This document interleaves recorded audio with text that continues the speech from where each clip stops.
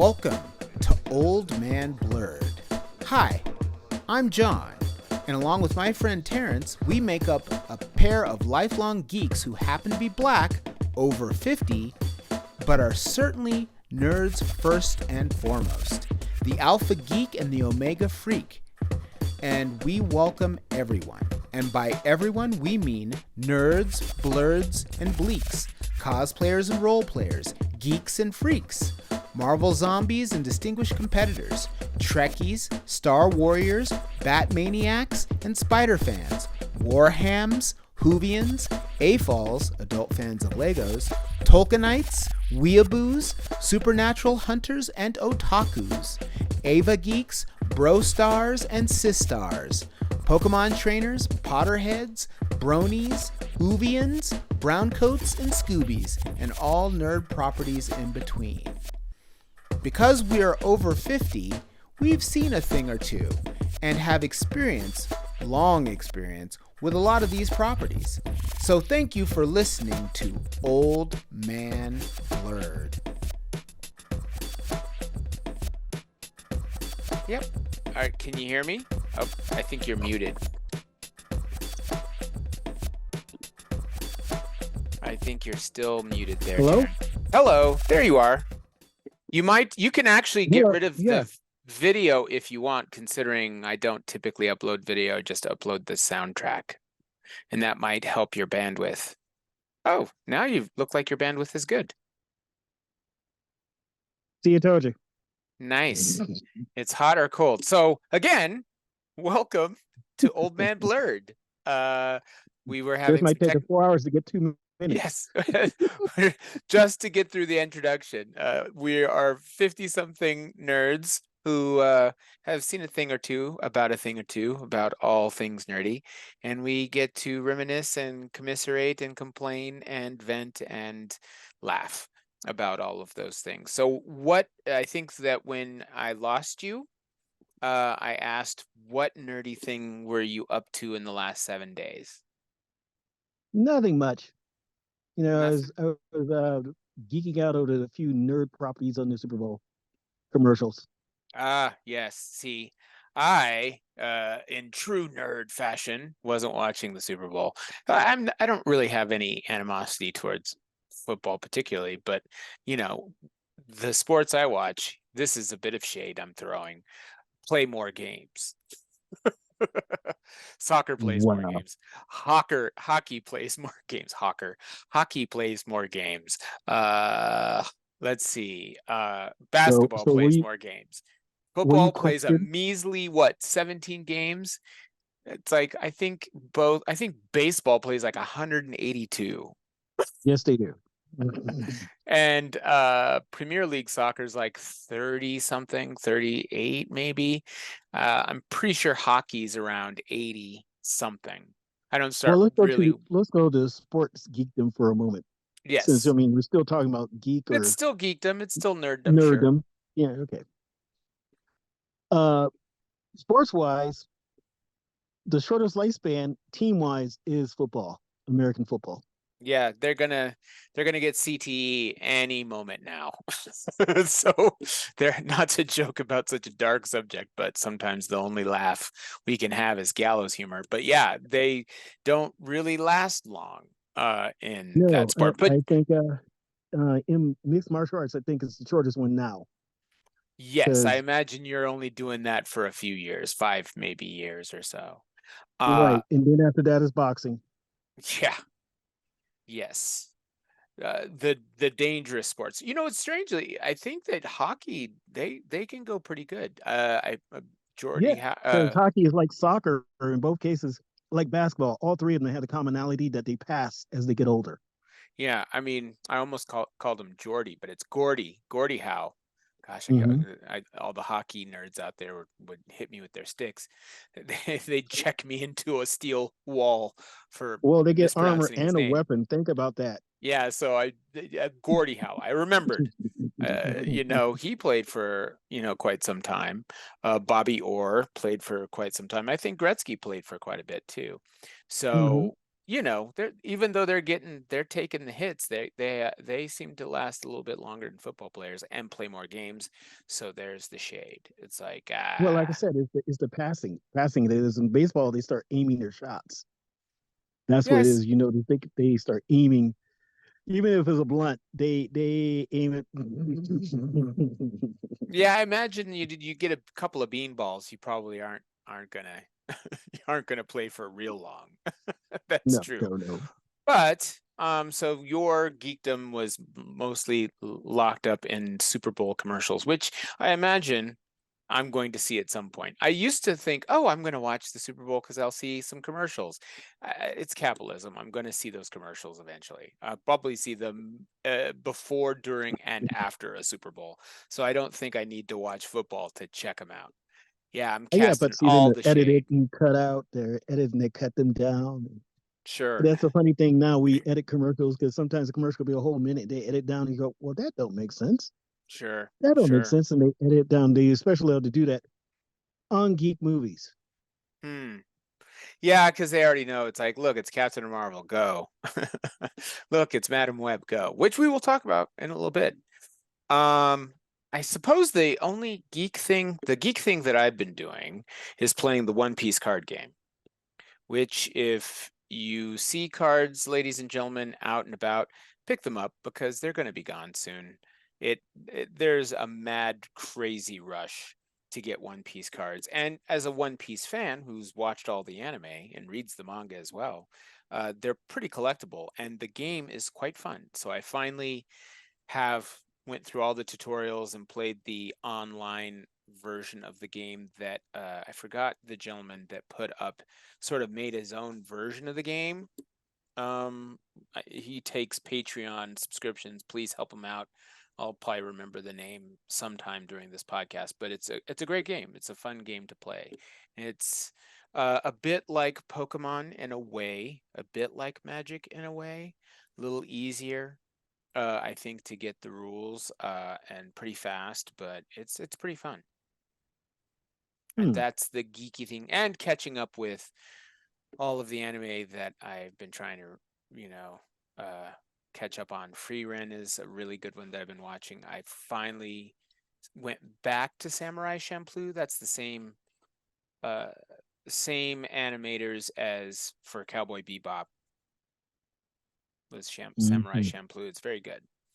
And I think that's about it. I'm sure that, something will occur to me when we start doing our extended Nope versus Dope segment. No, I got one for you right now since you mentioned it to a degree. Okay, is it Cowboy a Bebop nope or a dope? is both.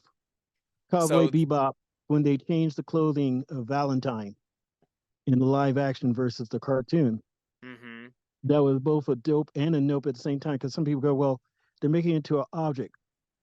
Some people are so concerned about the objectivity of any character, mm-hmm. more so women in Western culture, but still any character as far as sexual gratification, rather than knowing why the character dresses that way anyway. There's a story, very few characters just dress that way That's in true. any storyline. It could be the weather, it could be their culture. I mean, you look at the Indian Hindi Saran, I think that's how you pronounce it. The sarong, yeah, Yeah, yeah. In some cultures that's considered very risque, sure, but is traditional. sure. Well, I think that the funny thing about her dress in the anime is that it sort of makes sense to her character. And I think when you take that out of two-dimensional anime space and throw it into three-dimensional human space, it is a fairly revealing costume that probably not a lot of actresses would want to wear. But, I look to Fifth Element, and Fifth Element had some crazy costumes, and it fit because you're thinking this is in the future, and people are going to be a lot different in the future. It's like when you watch that Cyberpunk anime that was also good on Netflix. Yeah, people dress differently in the future. People aren't going to go back to necessarily Victorian dress where it's like, ooh, look at her ankles. It's like, Actually, I beg to differ again. I think but some will, because you always have that that's true. historian dresser. That's true. You're always going to have some steampunk weirdo. I like steampunk. My tongue is firmly in cheek when I say steampunk weirdo. But yeah, you're gonna find some steampunk weirdo that's like, oh, I'm gonna dress like the Victorian age with, all kinds of electronic devices on my top hat. Uh, Well, I but mean, a yes, good example, they have a game coming out called Ronin. And the okay, interesting thing is for the PS5. And the interesting thing is they take advantage of 1850. okay, 1850 is a magical time because you have cowboys, sure, you have samurai, sure, you have pirates, yeah. you You have have, Zulu. yeah, you have all of the various nerd properties that are around, right? Right. So, I mean, you think, wow, that's pretty cool. I don't have a nope or a dope. And ladies and gentlemen, we should probably explain because we haven't done them consistently. But nope and dope are nope, something that's in sort of pop culture, nerd world, geek world, what have you, that we are just cannot abide, and dope being something that we really, really like. Or Uh, support. or support. And I think that so the nope and dope on Hope Valentine's uh costume from the live action to the anime was that explains that piece. Okay, back to what you were saying. Go ahead. It's just that that's a fascinating time that I think more should go into exploring. Because culturally, it Yes, is truly a fascinating time. Even yeah, though the pirates would be older our age. that is true. uh Yes. I think that reminds me of, I don't have a nope or a dope for this, but there is a pirate game that just came out. Skull and Bones. Yes, and I think that IGN gave it a lukewarm positive review. Like, I think they Well, might have given it like a 7 or something like that. as a gamer of old, I give it the review because I don't own it. But one of two things: either you play it so many you have 5 copies, or you don't play it but you get it because you are supporting the system and you have a coaster. Hmm. Is it on computer or is it on a PS5 and all of that? It's on the PS5 and Okay. on the Xbox, so you can Hmm. probably get it on computer too. Yeah, that makes sense. Well, maybe. Sometimes they have them. They make you wait on some of that stuff. I guess I don't have a nope or a dope for it. I have a hope. I suppose Okay, that's we'll a add that as a we'll third add that category. as a third category. I have a hope that it will be good. I was never a big pirate person, which is kind of odd considering how much I love One Piece. But Yeah, who are I you? I know, right? I mean, I kind of liked Hook, and Peter Pan, I should say.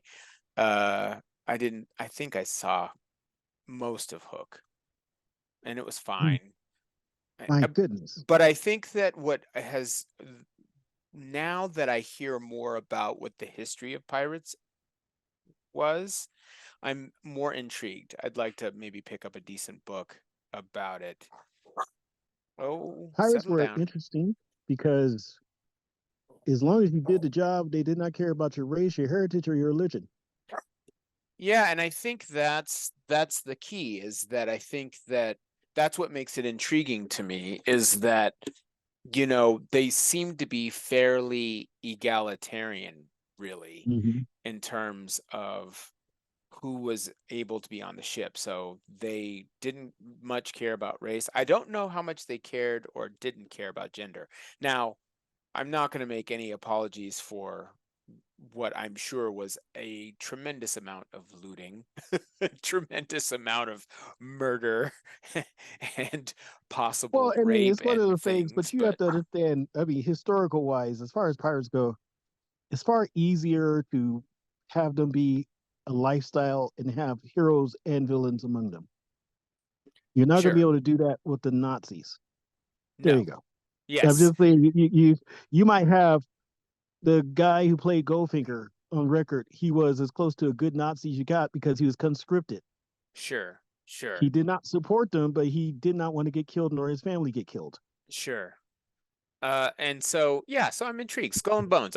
I think I'll probably check it out as a hope. I do have another not nope, not dope, but a hope, and that's the Fantastic Four. I believe the final casting for the Fantastic Four has come out now. Yes. Right? I believe I'm going to look it up real quick because some of the names escape me. But let's see. Fantastic Four cast. I'm pulling it up for you, ladies and gentlemen. So the new cast. Oh, they're still not showing. Oh yeah, here it is. This is on, I guess, the Man of Many UK. I don't know what that site is, but anyway, Pedro Pascal. Yeah, Pedro Pascal is going to be Reed Richards. Vanessa Kirby is going to be Sue Storm, and Joseph Quinn is going to be Johnny Storm, and Ebon Moss Backrack is Ben Grimm. I'm unfamiliar with him. I think folks will remember Joseph Quinn. He played Eddie in Stranger Things, the D&D metal kid, which I thought was about as accurate as a thing could possibly be from the 1980s and Dungeons and Dragons. I mean, all of my friends that Flashbacks. What? Flashbacks. Yes, every single person that I knew that played D&D with me had a denim jacket that had Dio on the back, and and we're into heavy metal. It's like all of the friends of mine that were sort of nerdy geeks in middle school turned into heavy metal guys in high school. It was very interesting. Some of them turned into new wavers like me, new waver, goth, punk people, but for the most part, they were all of my. We did not fit. That's where we Yes, belong. they did, and so Eddie was about the most realistic character in all of Stranger Things, except for the first season. The first season, all of them were pretty realistic. We were all the kid. We were all the kid that we didn't fit. Now, I'll be honest, I wasn't the one that belonged to any group. I just kind of bounced around.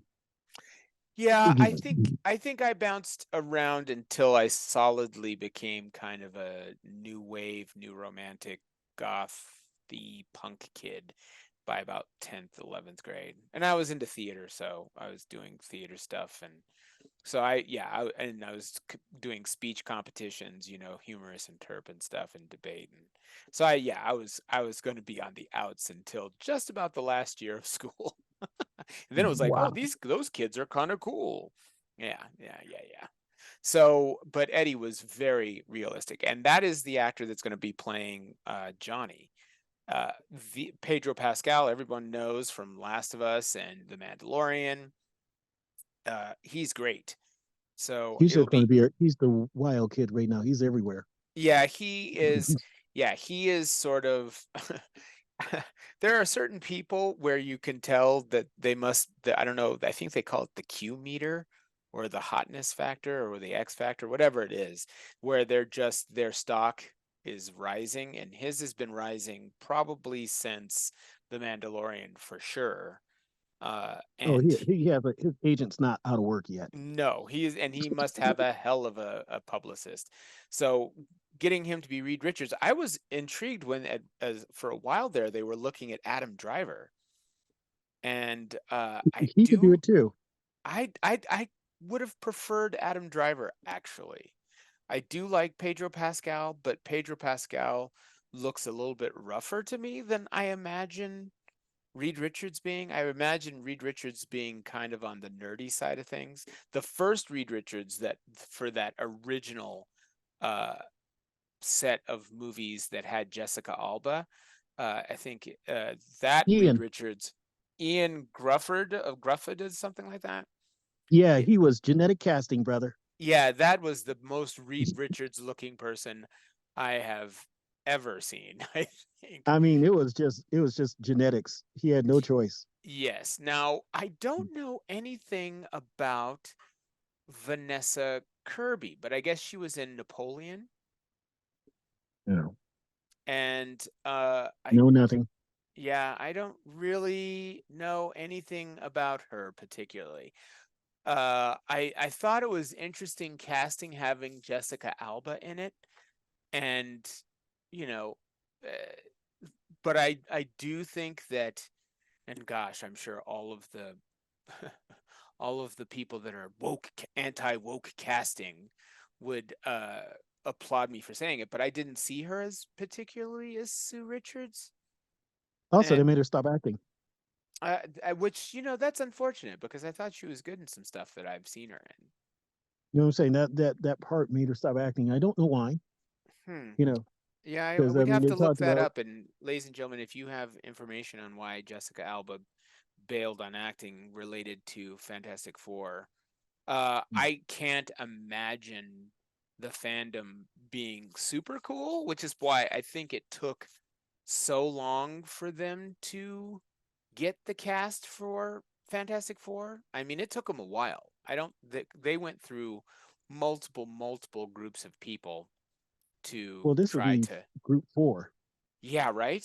And free of charge, ladies and gentlemen, I'm going to tell you what my pitch would have been to the Fantastic Four. They went to the negative zone before Iron Man became Iron Man. Before anything, they went to the negative zone there through cosmic rays and being lost in a completely different plane of existence. They come back with superpowers. So that means they avoid the snap with Thanos, and they still end up being sort of the first superheroes, the first family. In other words, everyone looked up to them and then they just vanished. That would be the perfect thing. And then they happen to bring stuff back from the negative zone, like Annihilus or Blastar or even Galactus. And then you have your story. And maybe Doctor Doom, as a major rival, was obsessed with them being gone, and then slowly took over his country, and he ends up being a big bad. And there it is, free of charge. Marvel, you would have made a mint if you had just listened to me. Now, what they will do is probably make these people like, oh, well, we're inspired by Iron Man. And it's like, no. My Fantastic Four was the first superhero group of the Marvel Universe.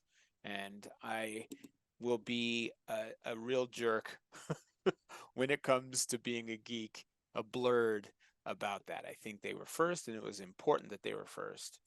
So There are reasons why it was important. yeah, there was reasons why they were important. There was reasons why, Reed Richards was the smartest in order of smartness in the Marvel universe. It was like Reed It's Richards, and then way after that, it was Tony Stark and Hank Pym and folks like that. actually, the way they explain it, what you say is true.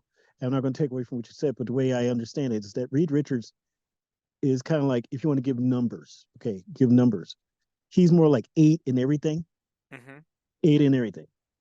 But then when you want to get to biology, okay, here comes Hank Pym, yeah, Banner, or Banner. Banner, You know what I yeah, mean? sure, You want to, sure, he's more like a 10. You see what I'm sure. saying? And Yeah, then everybody had their specialty, but Reed was overall the smartest because he was smart in all of them. right, he could talk to them all. He Like we was, can about comics or certain things. We can sit there and talk all day about different characters, which yeah. makes us have a 10. And see, everything I've seen Adam Driver in, I would have enjoyed him in. I think I've seen him in House of Gucci. I thought he was good in that.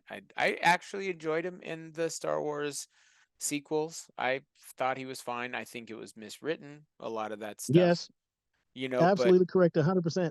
I thought everything I've seen him in has been great. And I think he I think could convey the smoldery brainiac, insular side of Reed Richards, who's so focused on solving a problem that he ignores all other things, the sort of almost just at the expense of all other things kind of Reed Richards, Oh no, exactly what you say is neurotypical true. kind of Reed Richards is what I would think of. And I don't know, maybe Pedro Pascal can play that. I mean, he's played just about everything else, so why not? I'm not taking that from him, but realistically, from what you see now, Adam Driver could probably do it, convey it better as far as I said in previous communications about how, Alan Scott, the original, his being married was the affair as far Mm-hmm. as him and his wife went. Mm-hmm. You know, being a superhero was the affair, and that's what got in the way. I figure Reed Richards would be almost the same thing. His science, his quest for knowledge is the affair Sure. when it comes to Sue. And she Sure. both loves that because he saves lives, but she hates that because what the hell? Well, and You I think the know? best one, I mean, outside of the Kirby stuff and outside of the Byrne stuff, and I mean, I am a moderate Fantastic Four fan, like in that I You probably didn't like Austin? oh Terry Austin. I don't remember Terry Austin doing anything. Well, maybe inking for stuff that was in Fantastic Four. Him and Byrne, they kind of switched off back and forth. Yeah, well, yeah, I don't know. I didn't know if he had done any of the illustration. I know he did the inking for just about everything Byrne did in the 80s. But I love the Byrne run. I think the Byrne run arguably is better than the Kirby Stan Lee run, but the Stan Lee and Kirby run's it's serious Silver Age good stuff. I have a fairly deep love for Fantastic Four, but I think that they have just been mismanaged partially because of licensing. I think Right. Spider-Man and X-Men and Fantastic Four have been, And Hulk. and Hulk to some degree too, have all been poorly managed because of licensing. It's like, who owns them? Sony owns them, Marvel owns them, who owns them? And the Fantastic Four, I understand that they had to use Robert Downey Jr. to be the tentpole to start the Marvel Cinematic Universe, but in the comics, it was the Fantastic Four. It was like they were called America, Marvel's first family, and there was a reason, because they just were so, everything about them, even though they were arguably, I think, a ripoff of the Challengers of the Unknown. Absolutely correct. I think Challengers of the Unknown might have come out earlier, didn't it? Yeah, that was Kirby's first play into such things, Yeah. and he did that for DC, and that is to me one of the most realistic superheroes. Even now, if you have $1 billion, you can go do it. The problem with the Challengers of the Unknown is that it's just like so many things where someone can come out with a good idea and someone can do it better. It's kind of like Nine Inch Nails. This is music nerddom for a brief moment. There were, KMFDM, there was Front 242, there was Ministry, there was all these industrial acts, Robin Gristle, Einster Zen Neubaut, and all these sort of, see, I'm way deep into the nerd geeks, music geek stuff. But anyway, that all those industrial acts were doing stuff for years, but it wasn't until Nine Inch Nails came out and really made that sound popular as well as better, arguably, that people got into heavy synth music. And I think that I've read some Challenges of the Unknown, but it's a different animal compared to the Fantastic Four. The Fantastic Four, the relationships that they have, Sue and Reed being married, and Johnny and Sue being siblings, and Reed and Ben being close college friends. There was different dynamics, and Ben and Johnny having their almost sibling-ish rivalry about things. I There was just an energy there, an electricity that Challengers of the Unknown I don't think had. I think they had the interesting concepts, the weird concepts, but the Fantastic Four, there was something a little special there, and maybe that's my bias. I mean, but I I don't know. I I'm not I taking it give that way credit at where all. credit is due. I absolutely think that the Challengers of the Unknown was the Fantastic Four before the Fantastic Four. And readers, ladies and gentlemen out there, correct me if I'm wrong. I believe it was first, but I believe that Doom Patrol might have been before X-Men or around this, maybe even Yes, the same month. yes, they were before. And so the Chief is absolutely Professor Xavier, and all of the Doom Patrol, which was always weird. I felt like there are certain titles in DC that I feel are more Marvel than DC, and I think there's certain titles in Marvel that are more DC than Marvel. And I always felt like Doom Patrol was very Marvel because they were misanthropes and misfits and everything else. And that isn't the recipe for most of DC. No, when one of your hero characters is a book character living, that takes it to a whole nother level. Sure, a brain in a machine. Right. I mean, You that takes know? it to a whole nother level. You A know, person whose powers can only be used when the body is collapsed. yeah, I you know. mean, a chief that's in a wheelchair, that's yeah. So it definitely felt more Marvel to me than DC. But so I have a hope for the Fantastic Four. I do hope it does well. But I think that I don't know. I am somewhat skeptical. Uh, and that gets, I think, to a little bit of a nope with you when it comes to the Superman television show, correct? Well, yes, they decided they were going to cancel the show Superman and Lois, Har- because uh Disney, I mean not Disney, God forgive me, Warner Discovery, Yeah, blasphemer. War- Warner Discovery decided in their infinite wisdom that there cannot be two Superman. Hmm. Which to me has always been an argument, because there's three things that they're not thinking about. Mm-hmm. One is, most fans, if they just love the character, they don't care where it comes from. That's just it. Like you were saying about the Fantastic Four. You Mm-hmm. love the Herbie cartoon from years ago. Sure.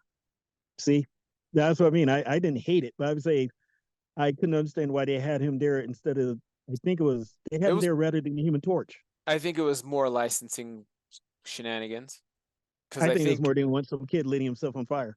I think there might have been some of that, but I think that there was a period of time where the golden age Human Torch in early Marvel and the Human Torch, there was some issues in terms of Mm. ownership. But it might have just been they were like, oh, we don't want kids setting themselves on fire to be the Human Torch, which I think that's more than anything. which is possible because I think they really thought everyone was stupid. Well, it didn't help But in the 50s. People were jumping out of the windows because of of Superman Superman, that's and true. So George okay, Reeves. so maybe there was a little bit of column A and a little bit of column B. Uh, yeah, yeah. So that probably checks out. But so they're going to cancel it, you think? They're canceling it because they don't want the two Superman running around at the same time. And this is ridiculous, because Toho felt the same way, Mm-hmm. rightfully so, because the first Godzilla iteration we did, as they call it, Zilla, Mm-hmm. for 98, which I didn't think was bad, but whatever, here or there. And once the American Legendary Edition came out Mm-hmm. and they saw how much money they made, they got actually jealous. So that's when Mm-hmm. they did Shin Godzilla. Mm-hmm. And then they saw that they were making money between Legendary, because then there was Kong, and they connected Kong to Godzilla at the same time. So they like, wait a minute, we're making money. And then Netflix did a cartoon called Planet Godzilla at the same time. And like, oh my God, we're making money. So yeah, they And this own is the like, intellectual property, so I don't think they have to worry about it too much.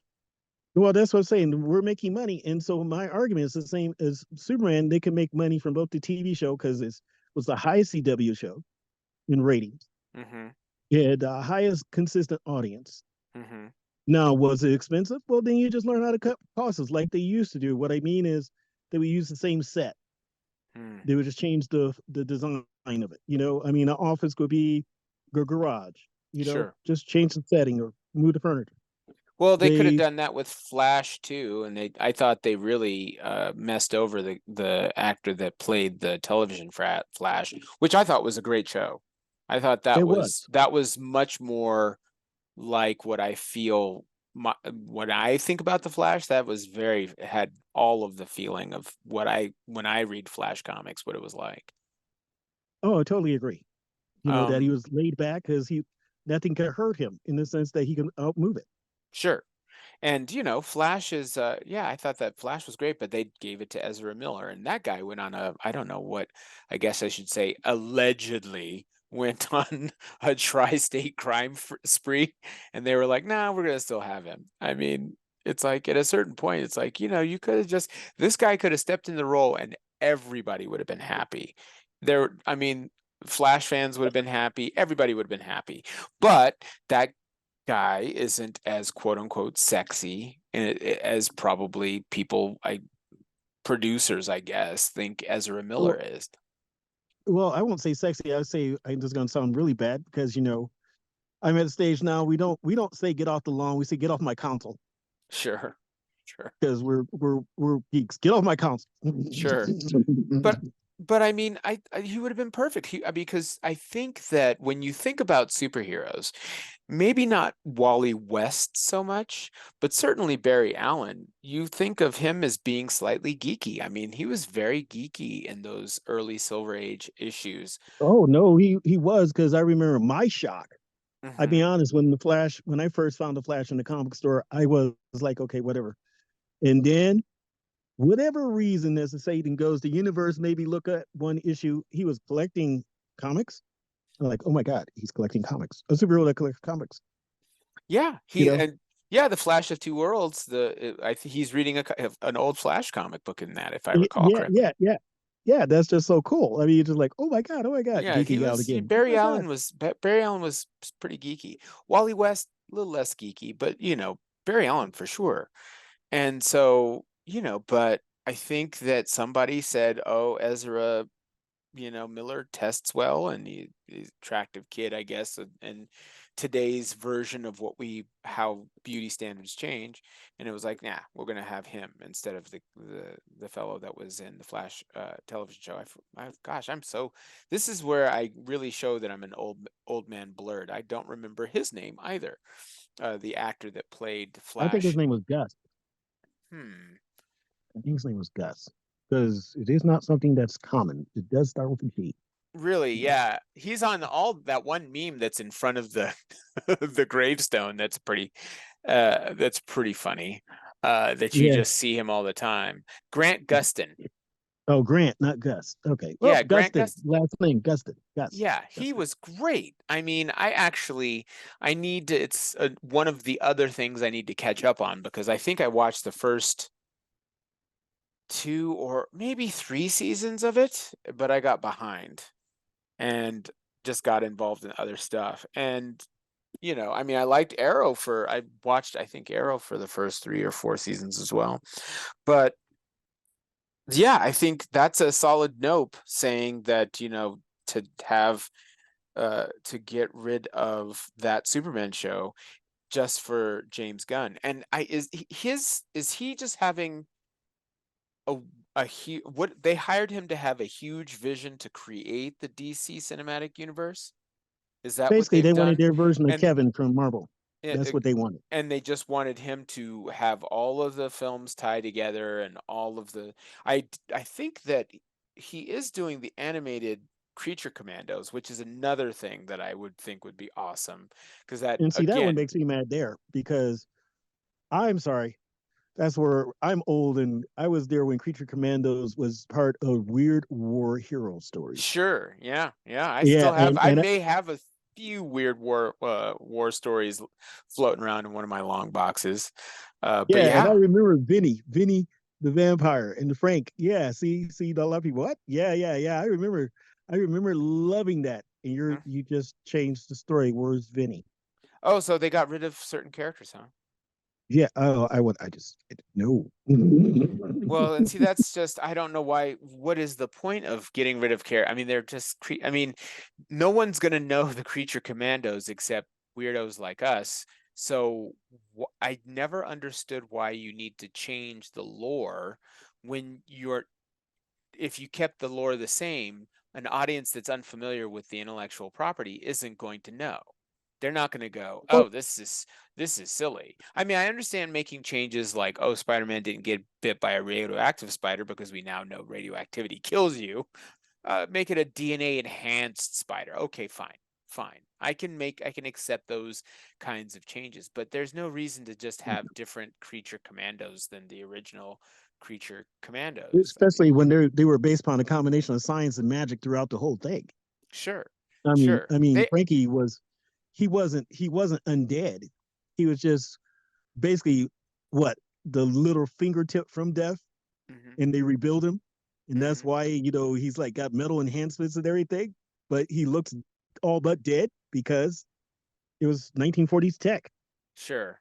So, and didn't Grant Morrison bring back Frankenstein? He brought it back As somewhere part of the Frankenstein's soldier. yeah, like G.I. Frankenstein, I think it was. yes. Like when For the he was 52. when they had him do Bulleteer or whatever. Was it Bulleteer? There was a I think few so. different Clarion. He did a bunch. He did like 4 or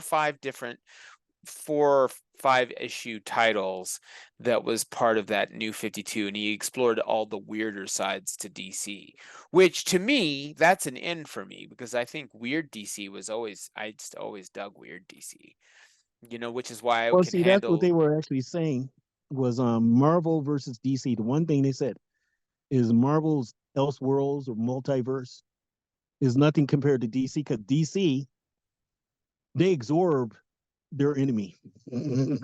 Sure. They absorb, the S verse or Shazam world. They Sure. absorb all of Yeah, those it's like, characters. let's sue you because for those of you that don't know, ladies and gentlemen out there, DC sued and won, saying that Captain Marvel was too similar to their Superman, and Oh, the worst one basically, was yeah, Terrific Man.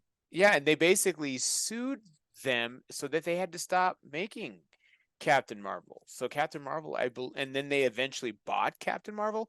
Now, Yes. the only similarity, which tells you when they sued, was 1950s or 40s or somewhere in there. Their only similarities is they both had black hair and wore capes. One was completely magic, and the other was an alien. There weren't their colors weren't even the same. It was, yeah, Superman was red and blue, but But Captain Marvel was like red and gold and white. I mean, there was yeah, very little similarity. and he was outselling. That was the biggest thing. He was Well, and outselling Superman. that's why they went after him, is because I think, and correct me if I'm wrong, anyone out there in cyberspace, but I believe Captain Marvel, until they got sued, was beating Superman's sales numbers like 2-1 or something crazy. I was going to say 3-1. Yeah, it was something. It was like, I mean, this is pre-video games, pre-television, pre all of the things where that could distract young people from something other than comic books. That's when comic books were, outside of riding your 14. bike, and maybe playing cops and robbers or cowboys and Indians back in the Oh 40s God, or you're talking 50s. about using swords that are made of sticks? Yes, exactly. Out to maybe tossing, rolling a hoop with a stick. There wasn't a whole lot of entertainment for kids in the 40s and 50s. So, they read comic books. So comic books were doing numbers like in the millions back then. I mean, they're just nowhere near that anymore. For our So, listeners, that is before us. yes, that is before us. That is, we were born solidly in the Silver Age, and red in the Bronze and Golden Bronze Age. Backtracked a little bit to the Silver Age and Golden Age, of course, but yeah, it was before our time. Before Just before they started BC, saying how bleaky we are. yeah, BBG, before Black Geek. So yeah, so they sued him, and that they won and basically killed that property. And arguably, I don't think the property has ever come back. I think that this newest set of movies, I think, did okay, and I think it was before what I think the main subject of today's conversation, superhero fatigue. I think it was before that. But in general, it just never came back after getting decimated by DC. When I think they were still known as National. Were they National Comics then? They were national until the 60s. Yes. So, We're talking about like when I was born, about 67, 68. and I've correct me if I'm wrong, because I know Marvel really well, DC really well, and we know each other's fandoms okay. I believe DC stood for Detective Comics, correct? Yes. Yeah, so it was the initials of Detective Comics because that was their one real cash cow for a while. Yes. Changed to DC after being National, and for Marvel it was Timely, and then became Marvel. Yes. So, yes. So Yeah, that's a in pretty that strong. weird period where Marvel split off and had Atlas. Yes. And so that is a pretty strong nope, that killing an intellectual property because James Gunn wants to expand the universe. And I think this is where we get to the main topic for this episode, which is superhero fatigue a thing, and is it happening? And I think I'm going to argue that it is sort of happening. And maybe it's just happening for me because I haven't seen any movie at the theaters that was a superhero movie since, I think, the second Doctor Strange. Was that post Endgame? Yes, That was yes, it post was. Endgame. Oh, okay. Yes, So I did see a movie post Endgame, which was the Doctor Strange movie, because I like Doctor Strange. I like psychedelic concepts and psychedelic albums and psychedelic comics. So I was and gonna, Sam Raimi. yeah, and I like Sam Raimi. I loved him since Evil Dead. So, and Evil Dead 2 and Army of Darkness and Darkman and all the things. So yeah, I for me, maybe there is a bit of superhero fatigue. And so this whole marshaling the resources for James Gunn to take over and create the DC, oops, Freudian slip, the DC See? cinematic universe. I think he might be barking up the wrong tree. You're always going to have a Batman movie that does moderately well. They change Batman's, like, I don't know, the average family changes toilet paper. So that there's always a new Batman actor. And that always tends to do fairly well. But I just don't see the, I guess that's DC. That's that's James Gunn calling me saying, "Hey, I heard my name ringing." I just don't see it being as successful as the Marvel Cinematic Universe, because I think there's fatigue. I think there has been Well, a bit of a revolution against superhero films. Like, they just were too ubiquitous for a while. It was like that was all that was playing at the theaters, and people went. And then you started getting critics like, Martin Scorsese and other actors saying, you have to be in a Marvel movie, and just being oppressed by superhero films. So I think that them trying to get James Gunn to take this over, I think they're going to run smack dab into superhero fatigue, because I do think there's more than perhaps sexism at play with the poor numbers that are being shown with some of the most recent superhero films. Now, what say you, Terrence, my brother from another mother? well, a couple things. Number one, as I said before, I don't believe in it. I believe in the marginalization. I believe that eventually it'll be reduced, just as I've said to you before, as westerns. Sure. Because as a Westerns were whole, huge at a one point in time, and now that you get one every 4 or 5 years. you get one major one, you'll get like 20 online or in, a TV show combined Sure. the whole year.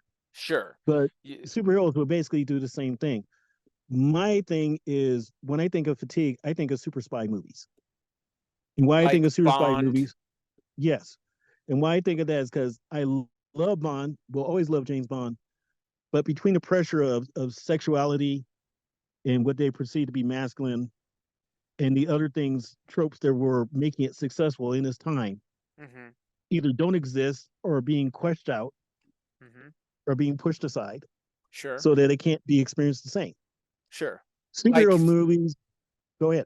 oh, so yeah, because I think some of the tropes that were James Bond was the great American, not great American, the great British, At the time, yeah, sure, white Superman, who was, Shaft was trying to be James Bond, was trying to be like, okay, he's sexy with the ladies, he's a tough guy, he's got cool gadgets, and now that most people have Shaft doesn't have access. gadgets, he has swagger. Sure. Yeah, that's true. He didn't have gadgets. But I think that's the interesting thing is that now most people have the gadgets. Oh, watch out, doggy. They have gadgets in their pocket with their smartphones. So that isn't as impressive. And maybe with Tinder and Grinder and such, maybe the permissiveness of sexuality isn't that big a deal, where virtually everyone has seen something perhaps a little bit racy online. So, the end, him being like saving the damsel in distress, that doesn't play particularly well. And so you think that superheroes are going to sort of collapse under their tropes and maybe have fewer of them released, but still be released every now and again, like cowboy movies are now? Yeah, they're not going to collapse much. They're just going to change because there's always going to be a country that has them. I mean, you have Hindi superhero movies. They just don't call them superhero movies. They Sure. have a guy literally able to shoot someone 5 different ways while jumping through a car window at the same Bollywood. time, not being crushed by the car, just tumbling around his body, Sure. drilling through. Sure. This mostly just defies total physics. Sure. And you're going to say it's not a superhero movie. Sure. He's just not Well, wearing a costume. yeah, I mean, John Wick, arguably, if they had just decided that they're going to turn that into the Punisher, and he just wore that the Punisher skull, Yeah. On his chest, it would have played as a Punisher film for sure. Exactly. So I mean, it's going to morph. It's not so much superhero. Yeah, it's not going to go away. It's going to morph.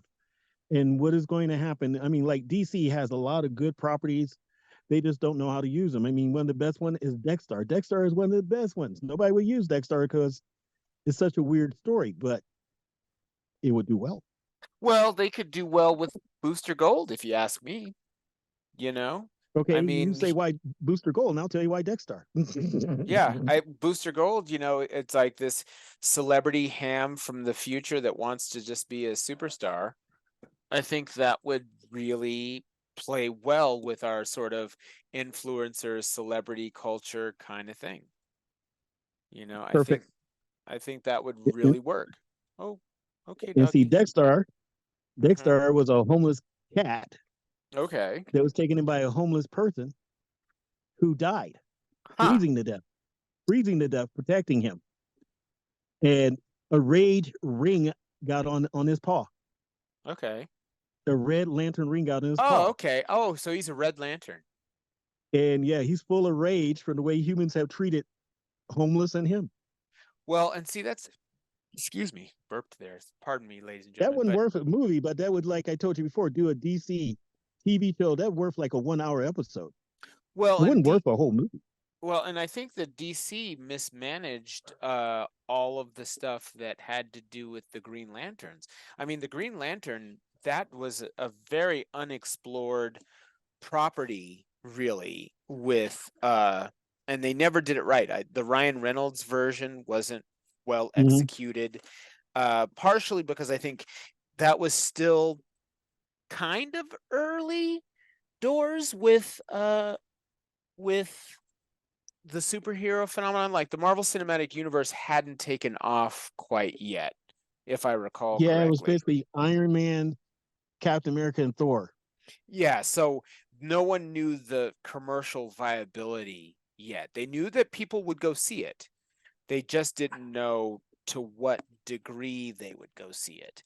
And I think that was kind of the problem. And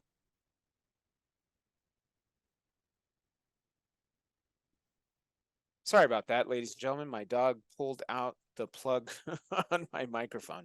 He is really wanting to find something back there, but I don't know what it is.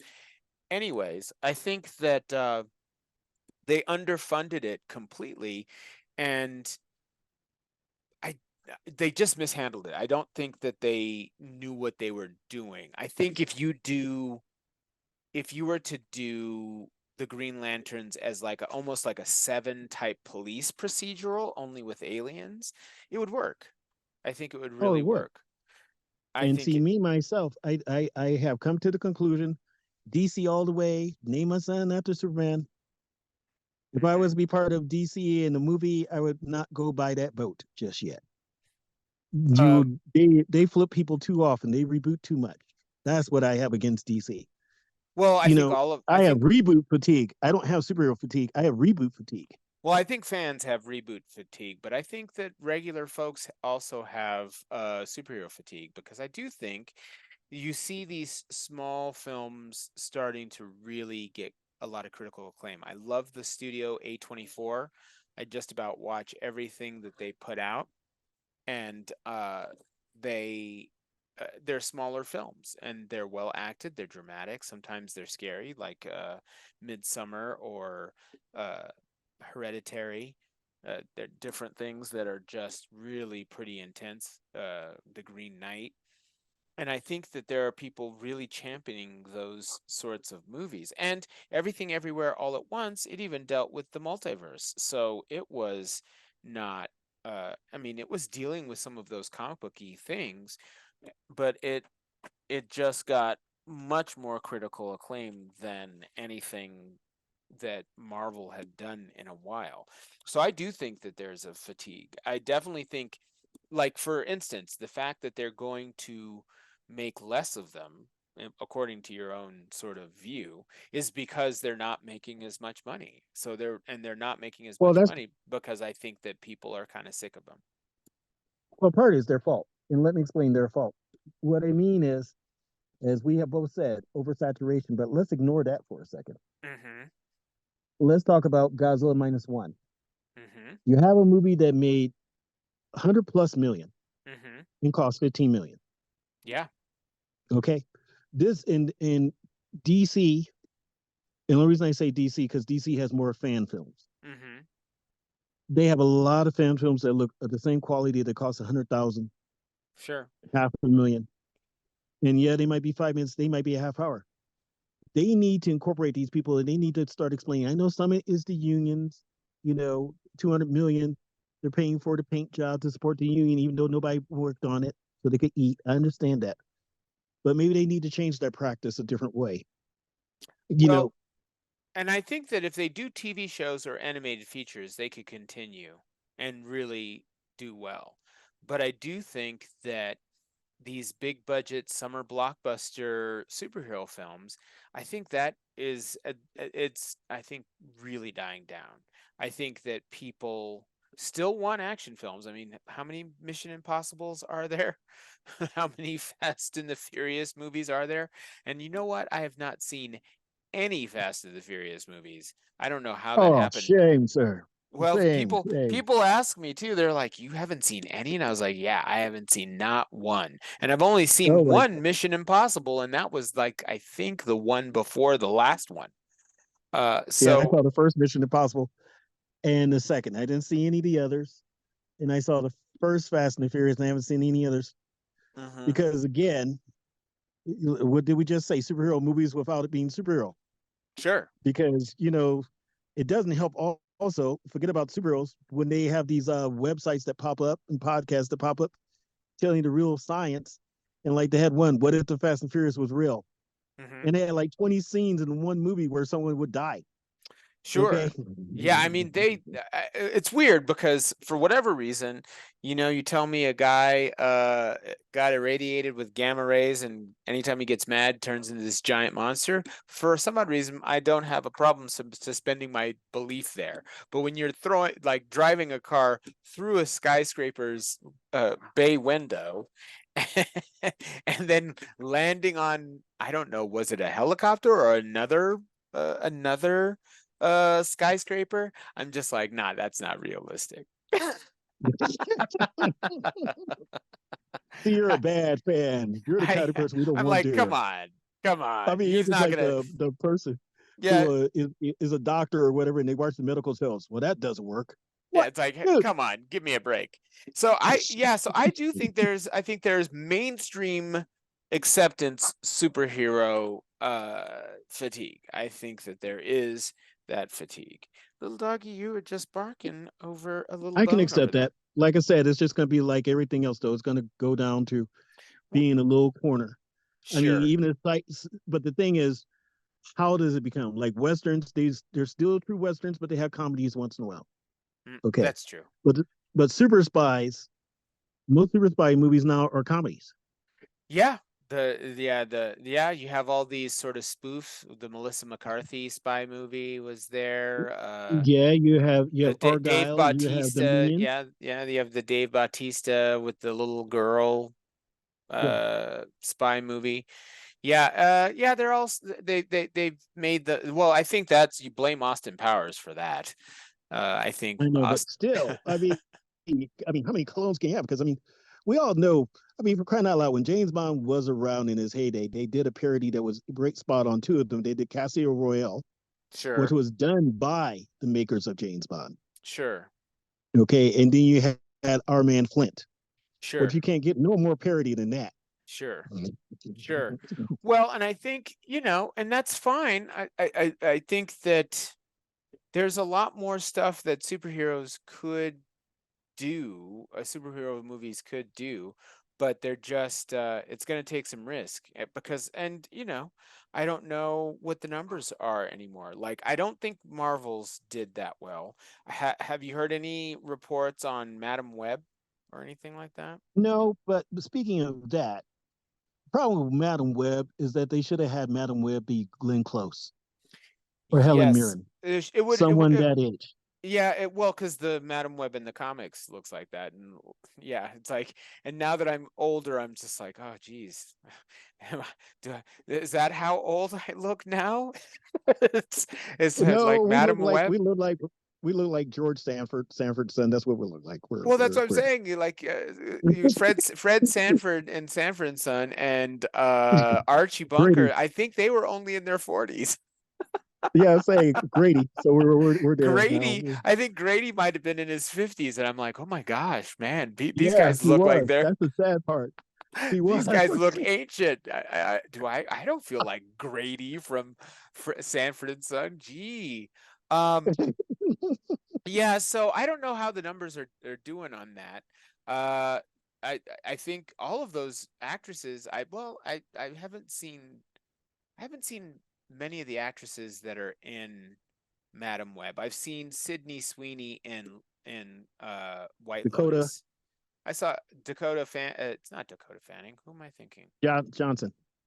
Yes, I haven't seen her in anything. I didn't. The only 50 thing I Shades of remember. Grey. Yeah, I never saw 50 Shades of Grey. Neither did I. I mean, That's the sad not part. casting aspersions on what was what. Wasn't it like Twilight fan fiction? Yeah. I mean, so I don't know how it relates to Twilight, but there you go. But Sydney Sweeney, and I mean no offense against Sydney Sweeney nor sex workers. Sex work is real work, but Sydney Sweeney, she looks a little porny. She kind of looks like a very high quality porn There we star. go with the genetic casting again. That's all to I be said. Patrick I'm Stewart and not Xavier. There you go.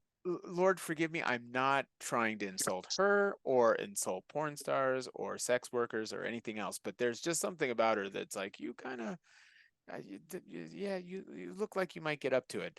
Um which is, Moving you know, on. moving on. But I liked her in White Lotus. I thought she was fine in White Lotus. I thought that was great. But I think that, but is that some of the Because casting that they're doing? Is they're casting people that are very attractive and sexy in these roles? like Agatha, as in the actress who played Agatha Harkins with the Harkness, Wanda. yeah. Yeah, Yeah, Wanda. Uh-huh. She I was mean, an again, older, yeah. should have been older, but first of all, she was younger than us. That's the first depressing thing. But the second thing is, Oh no. oh yeah. Second thing is that she actually it made sense. That's the thing. As a character, it made sense that with her magic, she is old as she was, Sure, she could but make it made herself her look younger. young. Exactly. That made sense.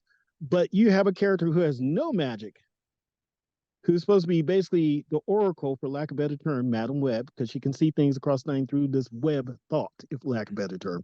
Mm-hmm. And you put her into a young body, and we're not complaining. We know Sure. they're trying to do something, and my problem, not even with Madam Web, my problem is back to Discovery again. You have 5 products, forget DC. Mm-hmm. Let's talk about Wild E. Coyote versus Acme Court movie. Come on, man. You put that on the shelf? Yeah, but see, that's what I I'm mean, saying. It's like I think that's that not even a superhero movie. We all would have loved that. Anybody who, before political correctness, would have loved to see that, because realistically, we know if anybody should have a right to sue is Wile it's E. why, Coyote. yeah, I mean, and I'm sure He's got there's a other case. coyote. Yeah, hopefully he can find other coyotes and get a class action suit going.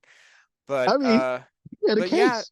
but so I'm not quite sure what the reason for certain green lighting of things is. Like, I don't know if Marvel is trying to tie together the Marvels and Shang-Chi and Madam Web together. I don't know if Well, uh my advice, mhm, my freebie is finish it. is what? Go, finish it. Go back to the ways of Babylon 5 when Paramount had they take a syndicated channel and claim 2 hours. Mhm. That's where Hercules came from. That's where Xena came from. Mhm. You know, they had the Knight Rider 2010, which nobody liked. They had Smokey and the Bandit, which they did a couple of movies. They were doing these TV shows. They were just trying anything. Yeah, throwing it's the And spaghetti sort of version of just throw whatever you can up against the window and see what sticks. exactly. But Babylon 5 was one of the ones that they finished. Hercules is one of the ones they finished, even though they finished it through Xena. Hmm. You understand? Now the problem, and even the Legend of Kung Fu, the legend continues. They finish it, but the problem is, and this is the weirdest thing, in their cases, Mhm. a lot of times the show is going to end, and somewhere along the line, the last episode made more sense to be the previous to last episode. Hmm. In other words, the episode before made more sense to be the last episode. The way it was Sure. written, the way it was wrapped up, it made Sure. more sense. Xena, they had her reincarnated in the 20th century, you know, and she's actually Boxer, the tag along guy, and she Really? That's is how they reincarnated ended in his body. Xena? That was the second episode. Oh my goodness. But but in the end, Ares came back and realigned their bodies. That Okay. made a nice, good ending. Hmm. But Okay. instead, they had Xena die, and they had her Professor Love to Gabrielle and everything. You're like, well, you could have did that first. That's fine, great. Just I never watched Xena. I always liked Lucy Lawless and all the things I've seen her in. I loved her in Ash versus the Evil Dead. mm-hmm, mm-hmm. But because I do have a little bit of horror geek as well. But But I never saw the Xena stuff, nor did I see the Hercules stuff. well, see, that's again, we talk about casting. It's all in how the character's dead, because Sean Connery first played Zeus, Sure. and this to me was more like the Liam Neeson uh, kind of Zeus, as in I'm your father, let's have fun, you know. Sure. And then they had Roy Dice, he played Zeus, and those were like, I'm your father, you need to help me, because they were going to kill him. Hmm. And And then this they is had a all in younger, Hercules and Xena? yes, and then And they had another actor. how many seasons of Hercules was There was there? like five seasons of Hercules, plus 3 TV movies and 1 cartoon. Holy smokes. So Kevin Sorbo was making some money there. Right, and then that's where Now, Ryan Gosling got his start as young Hercules. well, there you go. Really? Yes. See, Hmm. we're all show, but that's again our geekness. But still, Yeah, each one of the actors portrayed and channeled a different vision of how Zeus was in the story. yeah, you're So when alone they had, I on the couldn't think Hercules one. about it when they had the younger Zeus. He channeled the menace of Zeus. He channeled Zeus being willing to kill everybody, and the only one that could kill him was Hercules. That Huh. made it sense. You know what I mean? You didn't like it from a Paphian point of view, but it made sense. But the way they're up here, well, we're going to bring in a superhero, because, like you said once, and it's true, part of the reason they're losing money is they don't finish it. So people are like, why am I going to invest my time and you're not going to invest it so I finish it? Well, and I think that, I think there's a lot of burnout to go around. I think that there's some Star Wars burnout. I think there's some superhero fatigue. I think there's a lot of that. I think that, um, yeah, I think that some of that stuff just tends to work much better on a smaller scale. And, maybe some of these uh producers are just wanting too much out of these properties, and it might not go their way. Because I don't know that James Gunn is going to bring me to the theater with any of the DC stuff. I just don't know that. Well, the only thing he's really done is infused music into certain scenes so that people like the song. Sure, he's I done the mean, that's what Galaxy he's of done. the Guardians of the Galaxy music thing. Yes, and I mean that's nice. I mean, I saw they did that with Flash. They had the ending credit with the music going along with the dog being the Sure, last to be saved. Okay, that made sense. sure. But like you were saying, there are so many things they can do without hair triggering. And like I said, finish it because Babylon 5 is considered one of the best things, and it got low ratings the first 3 years. Wasn't it Kaczynski that wrote that? J. Michael Yes, Straczynski, I mean, wrote that? yes, yes. Huh. I might have And, to. and, It kind of missed me. I don't know how I missed that. And I've heard nothing but good stuff about it. I stayed solidly in Star Trek stuff and Star Wars stuff on the TV. I did do Farscape and The Expanse. The Expanse I thought was great, but they had some problems with their, I think, last season.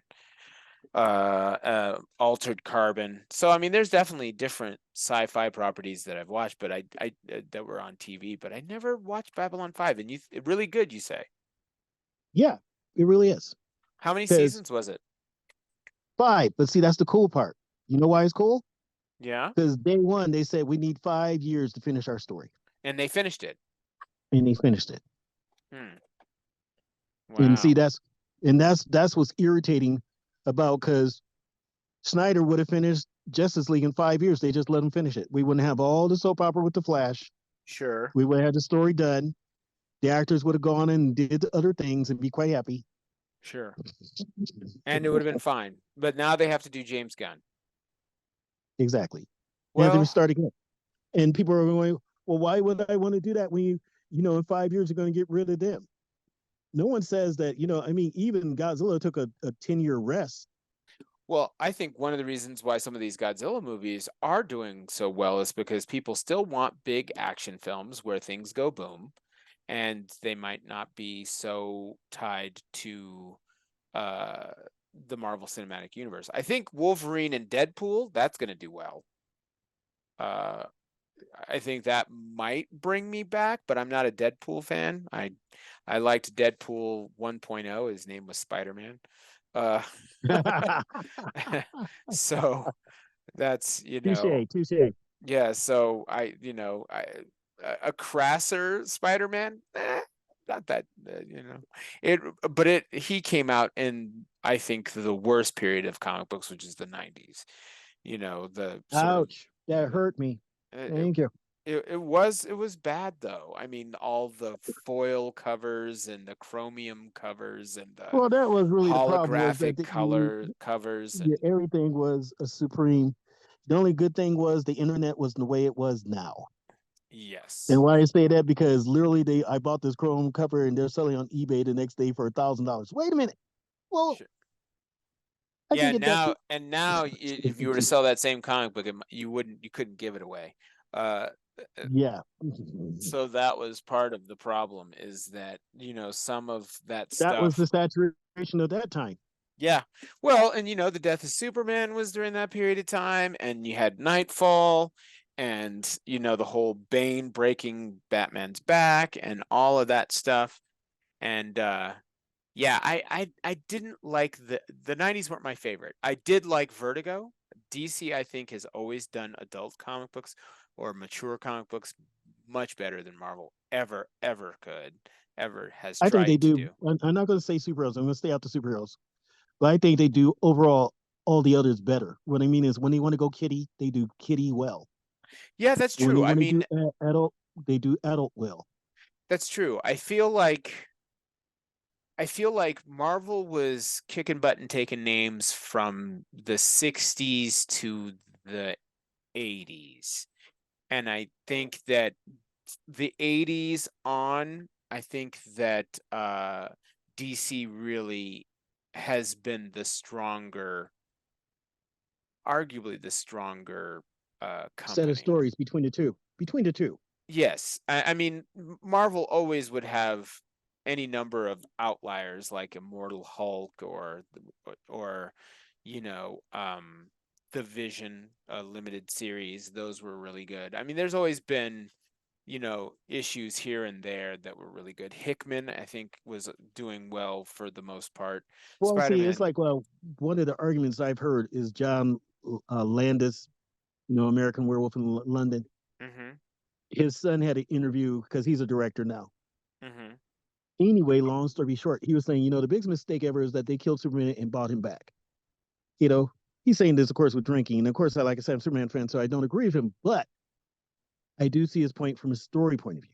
Yeah. Well, and There's no reason why they shouldn't have a multiverse, or really have a multiverse well, where Superman does die. they had him gone for a long time though. I mean, he was gone for what, a couple of years? He's gone for about a year. I felt because they had the reign of Superman that whole period of time, you Yes, so know. he was gone for about a year because during that time they introduced Steel, Mm-hmm. they introduced And Superboy, Superboy, yeah, and they introduced the Eradicator. sure, And during that time, they slowly was bringing him back during that whole year. sure, Because by the end of the year, we were supposed to discover that Cyborg Superman was actually the bad guy overall. sure. Well, and I think part of the problem was Superman with a mullet has always been a bit of a challenge. The super mullet is not a good look. Uh, Yeah, they were trying a little hard. They were they trying a little hard. not a good look. But but in general, I think that it was kind of spotty for Marvel in the last 10 or 20 years. I do believe there's been any number of good runs that people would do in Marvel. I mean, and there's always been good The thing stories. is that Marvel has always been the one of public domain. Hence the Mm-hmm. Wolfman, hence Dracula, Mm-hmm. hence Frankenstein. Mm-hmm. You know, and some of them they did their own. Like the Man Thing is obviously a ripoff of the Swamp Thing, Mm-hmm. but then it could be argued Aquaman's a ripoff of Namor, so it goes back and forth. Sure. Sure. But that's again where the story is what makes the difference. Well, That's it yeah, because but Namor is supposed to be able to take animal abilities. That's one thing Aquaman can't do. mm-hmm. Aquaman can't take animal abilities, but he can command the Kraken. Mm-hmm. You Namor Well, can't do that. and Namor is just such a little snit. He's such a little jerk. He, He is. I'm editing this because I don't want it to have an explicit warning, but he is a jerk, and I think that's one of the more interesting parts of his personality. He's like the one superhero where he's really a bit of an a-hole. He He really, is, but in his own way. I mean, like one I saw was very interesting. It was a clip because I couldn't tell you the comic because I didn't read the comic, but it was a mm-hmm, clip where this centipoid mm-hmm, being was walking out, mm-hmm. and it was more of a humanoid attendant, and she was asking, "Did you sleep with her?" Talking about the centipoid, and he's like, "A prince doesn't tell." Yeah, yeah. No, he gets up to In the that sense, it was like that makes sense for his character, yeah and he that makes gets the royalty and everything. But otherwise, you're right. In that sense, he is what you would want him to be. But otherwise, he is an a-hole and then some. yeah, he's great though. He's great because of that. Like he's the one character where he is full of himself and does not care, tends to do the right thing But nine see, they times never out of put him 10. against the right character. You know who'd be a good character? Who? Just think. It's probably Against what he's I give up. Namor versus Doctor Doom. Oh, well, they've had moments of that. There was the supervillain team up that they issues that came out in the 70s, I think, that would No, have I mean really go out Atlantis versus let's say any. Latveria or whatever. Yeah, yeah. Yeah, yeah. I think Doom. There's not many people Doom respects. There's not many. I think there's a Hickman story, a Doctor Doom story coming out here pretty soon that I might have to pick up. But there's not many people that Doom respects, but Namor might be one. Mhm. I think he respects him. I think he respects Magneto. I think he begrudgingly If you put a gun to his head, a magic gun, because he probably would have to, you'd have to use source of supremacy to get through. He would say he respects Reed Richards. See, just came full circle. We talked about Fantastic Four again. Yep.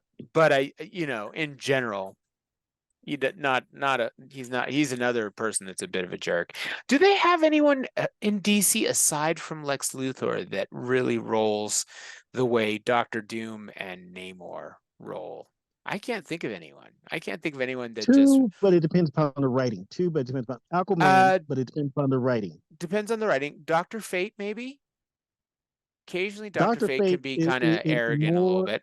more when he's following the rules of the law and order. When he's following order, as in the essence, not the law that we write, but Sure. the cosmic. And then Raj. Ghul, yeah, Ghul. yeah, that's true. Yeah. But even he has a dignity. But I guess he's kind of like Doom in that way. They both have dignity and carry He has a false themselves. justification. Let's be honest. I mean, cry it out loud. In the Batman cartoon, he went and killed his daughter and put his brain in hers. I mean, come on.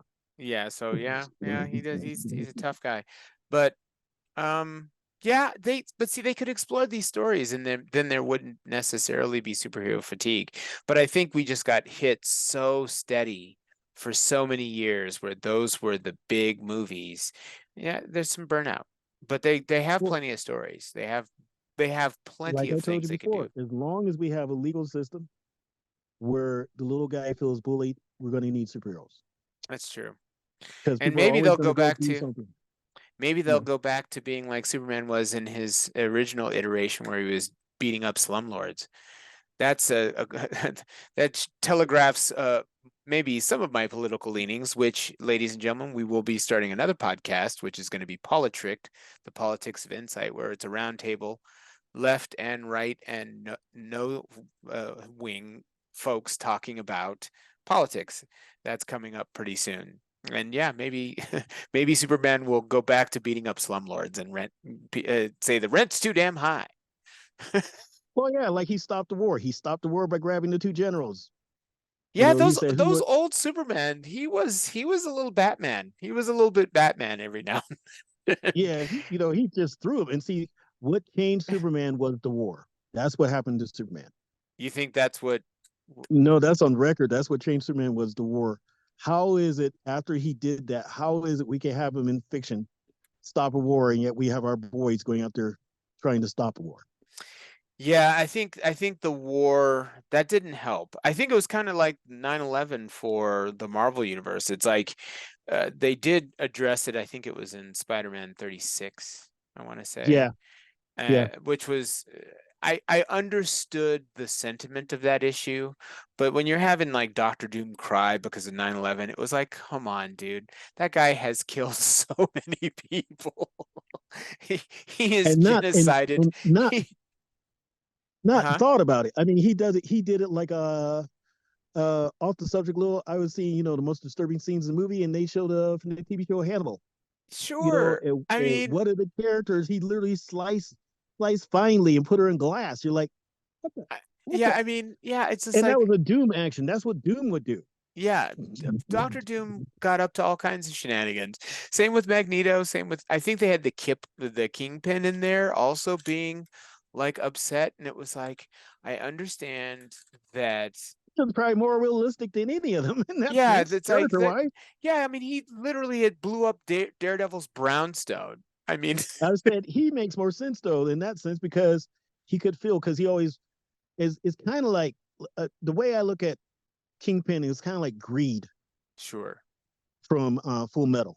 Sure. That's exactly the best way. Yeah, I killed my people, but they're my people. Yeah.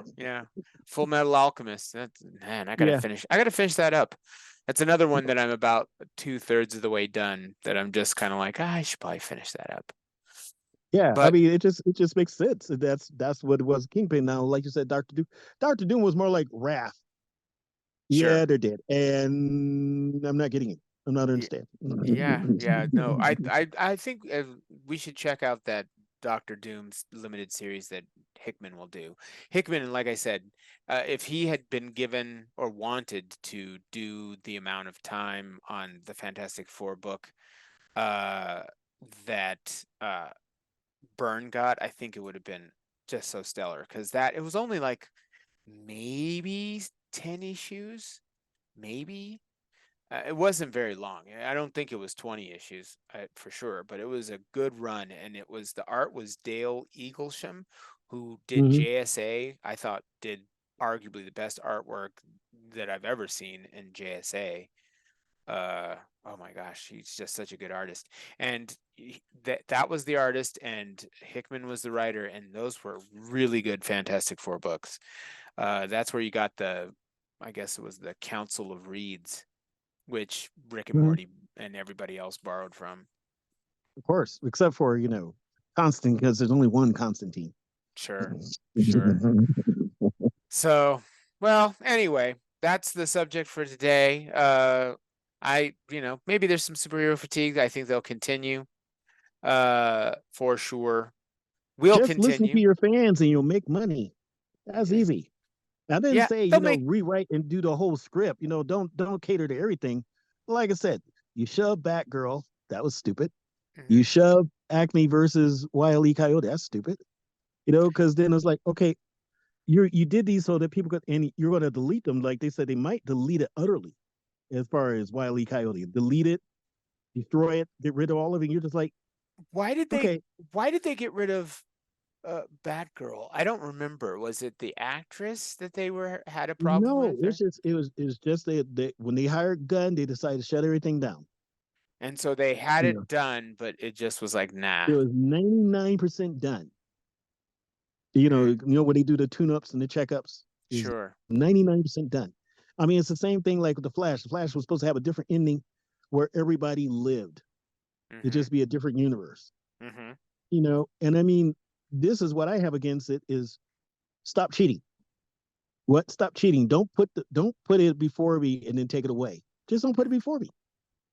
But Yeah. don't give me this new Supergirl and go, oh, okay, she's cool, and then kill her. Because you remember Man of Steel. Zod didn't have his powers day one he came out. Mm-hmm. But in the Flash, he comes out, he has powers day one. Mm, Okay, we can give that to that being a different universe. sure. But still, come on. Everything can't just be, you know, One of the things that I am concerned about, which is why I am a little concerned about the superhero burnout, is that these movies do cost quite a bit to make. It costs quite a bit to get a Robert Downey Jr. to do it. Costs quite a bit to get the Industrial Light and Magic or whoever is doing most of the special effects to really have the special effects. And if you're not even making 50 million, off of a movie that cost you twice that to make, they're going to stop making them. They're going to stop making them. And, we do but not want to go back to the days of Spider-Man using a rope. I've yeah, been there. That no, was horrible. Or the no. Hulk wearing Crocs. Please support, because that's what we did. We support. Even though Yeah, we didn't even like it. Sometimes we watched that some, was the most horrible thing in the world. But we yeah. sat there So watching. perhaps if you're a geek out there, support the stuff because it could go away real easy. I definitely going to come out and watch Warhammer and all that. Excuse me, when that comes out. Uh, I And probably, stop getting rid of actors as soon as you get them. Henry Cavill is the reason why I say that. yeah, Yeah, because well, he wanted to do the books legitimately like the novels, and I think that they didn't want to do that. he has And Richard. That's the problem with Richard. and And I then think Superman, he got screwed there. yeah, well, and this would be, excuse me, this would be kind of, oh brother, how woke art thou, part two. I had a conversation with some white uh compatriots, some co-workers of mine, talking about woke, and they had an interesting perspective because they were like, most of the arguments that they had were arguments to stick to the source material, and the production companies would change that stuff, and I think that's what they did with The Witcher. but because the way they changed it did involve race or gender, the people that had the complaints about stick to the source material were painted occasionally as being sexist, racist, or homophobes. And I I think understand that's both sides. the difficulty, is that for some of that stuff, the complaints look like they may be racist or sexist, but in fact are more about continuity or how the characters are. And if they explain it right or write them well, then the fans typically, I tend to think geeks are a little bit more open to Or LGBTQ. forgiving.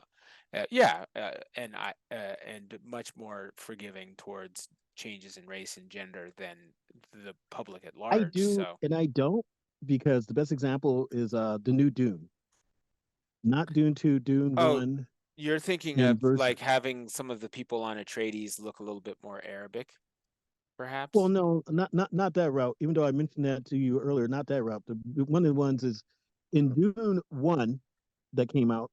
Mm-hmm. The I forgot who she was. She was, but they changed her sex, they changed her race Mm-hmm. because the character was white and it was played by Max von Sheldon.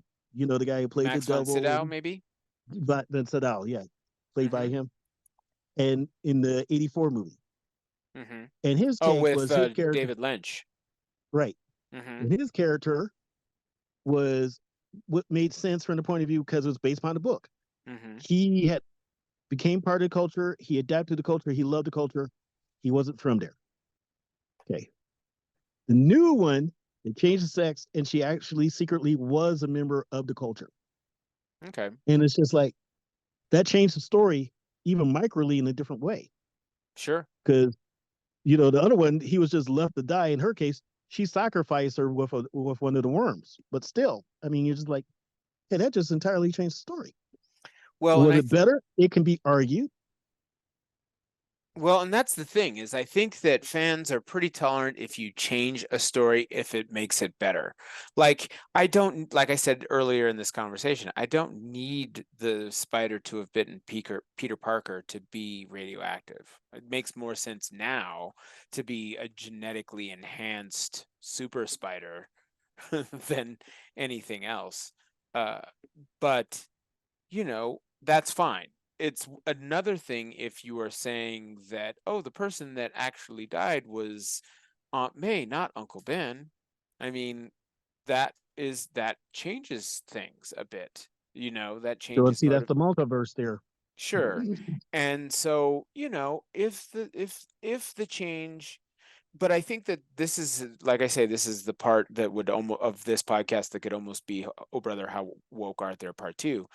I think that there seems to be people on both sides that have a vested interest in playing up some aspects of the argument, but for their own perhaps economic or political reasons. Like if you're upset that Finn was a black stormtrooper because your understanding of stormtroopers is that they're clones, that isn't necessarily racist. But if you, as the producers or makers of that content, say, oh, you people that are complaining, you're just racist. Well, if you explain, oh no, they child soldier people, which an empire would do. They would kidnap people and force them to be Conscript them. stormtroopers. They absolutely, every empire does that.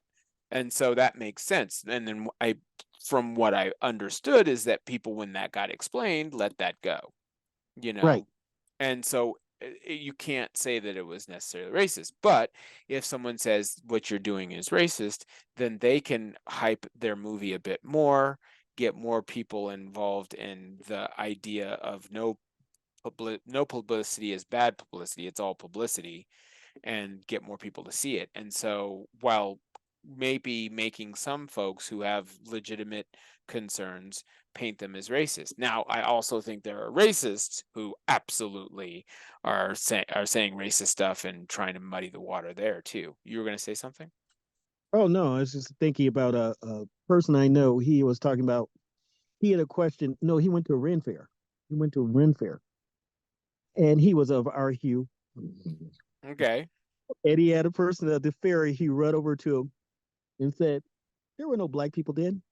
And I'm like, hmm. Uh, Because he put it out as a question. I'm like, the Moors? yeah, yeah. Come on, the Moors? There was quite a few. There was the Ottoman Empire was just around the corner. I mean, the Moors, Yeah, Zulu.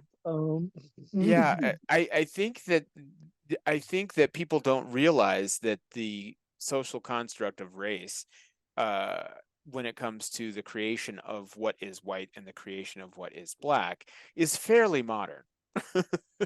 There's that's few hundred years tops, that top, notion. tops. And what people don't understand is racism exists, but it exists for different reasons. It exists because of fear. Sure, It exists because of bad experience. sure, It exists because one was raised that way. sure, It exists because you've been unjustly hurt. sure. That And that's it. and so yeah, so I think this notion that there weren't black people in the Middle Ages is obviously incorrect. We didn't just we weren't Yes, we did. just Yes, we right. did. No, we were just in grass huts until we were saved by the white slave owners to No. We didn't educate. exist then. No. It's like, We come just showed up now. one day. We Yeah, it's just just showed up like one day. poof. Yeah, we just appeared. Yeah, that's it's that level of ignorance that we're fighting for sure. I mean, And because but when you're geeks, you love story. And mhm, and one thing about, we have our preferences. When people jump and they'll say race preference sometimes too. And you just go, yeah. But it's not so much that, it's more of good experience sure, or supportive history. sure. Because, we can talk about race and we have seen it. Hmm. You go to a convention, you see those of our hue with not our hue, Sure, sure, especially at our age, and you wonder what happened. But that's our age. sure. Younger, you see more of us. The further younger you go, the more you see of us. And it's W- really like, oh, you guys come late. Well, like I Okay. say, there's a lot of content creators on YouTube that are black creatives talking about anime. And I mean, I'm an anime fan from the years of Robotech. So, I Kimba, go I Kimba, the lion. I go way back. I don't go back to Astro Boy, but I definitely go back to Robotech and See, I go Manzinger back to the and Battle of the Planets. yeah, and Battle of the Planets. Yep, which used to be, which actually is Gotcha Man.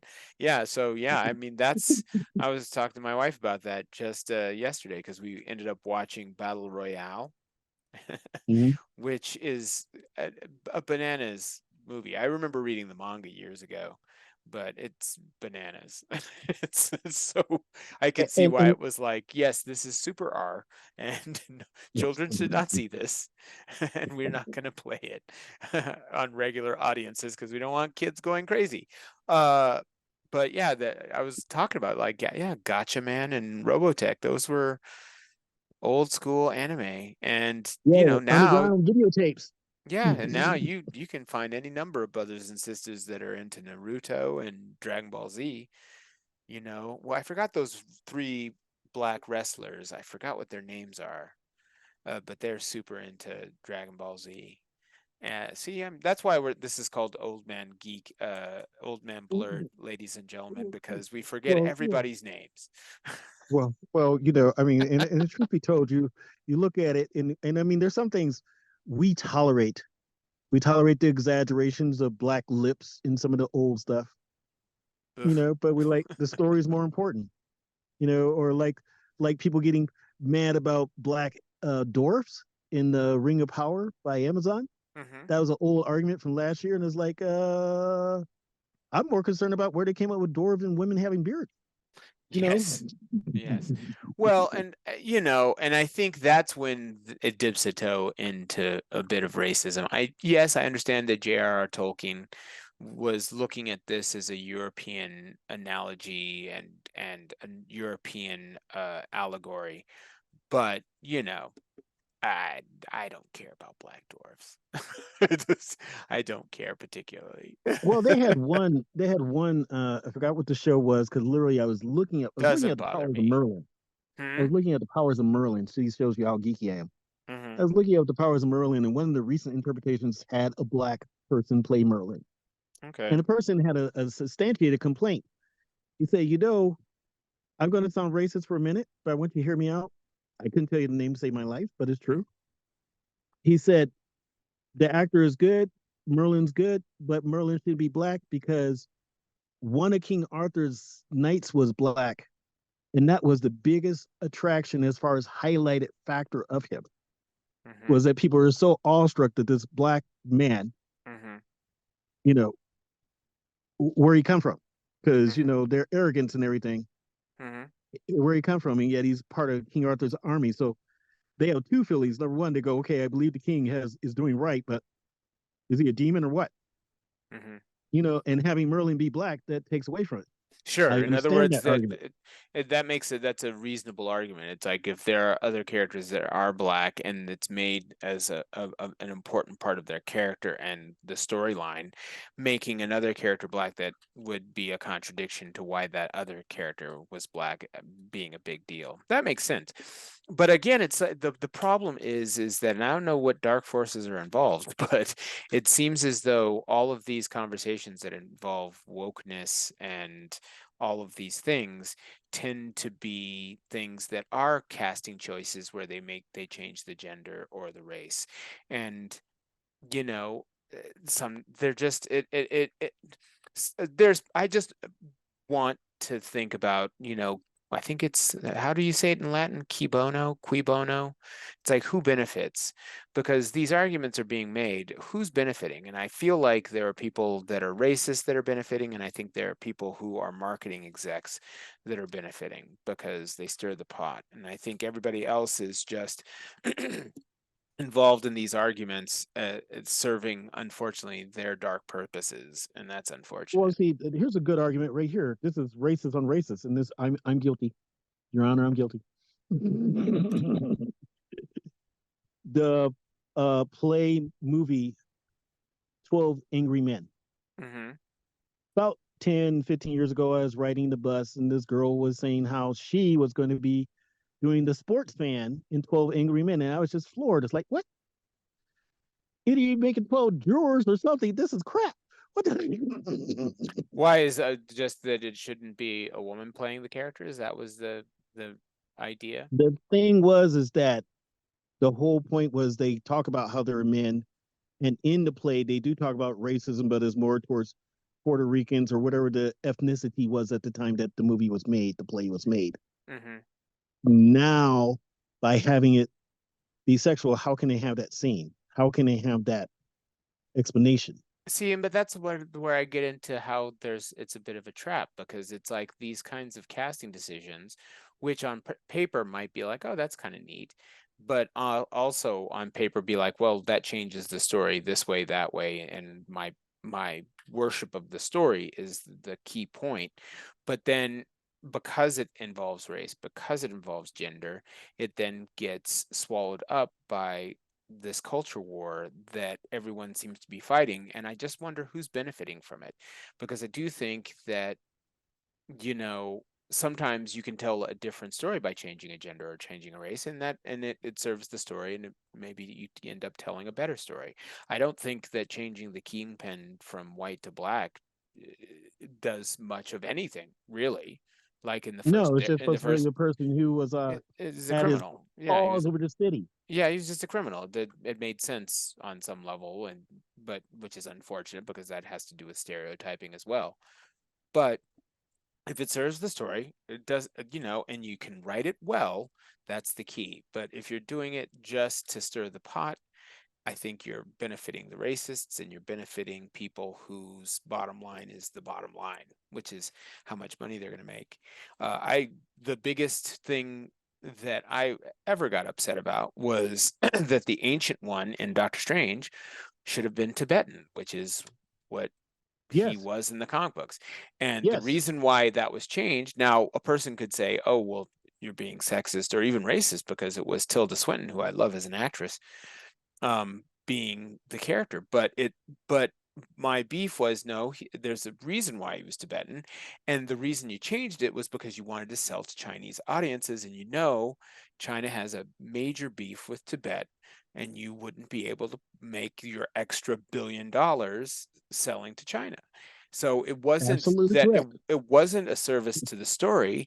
It was a service to your marketing and trying to not make trouble. And I tend to That- think it would have been better as a thumb in the face of authoritarians and to have them be Tibetan, and which oh, is I totally agree. And see, especially they have too many Tibetan actors. They have too many Asian actors. And I mean, also they look at it from the wrong time period because like Shang-Chi, the Kung Fu master, they were trying to do Bruce Lee, but when he first came out, his father was Fu Manchu, sure, as in the 1929 pulp novel villain. sure, And again, they'll go as racist. What is racist? The idea of Fu Manchu is no more than a Cardassian. sure, What? Yes, as in Star Trek. No sure, more than they're methodical and they mix up. So sure. you want to say that about the Asian culture at that time? Yes. But see, I You want to think say that? that plays into the trope of that whole Orientalism exotic thing that they did. And I think that there was an element of the ancient one that played into that too.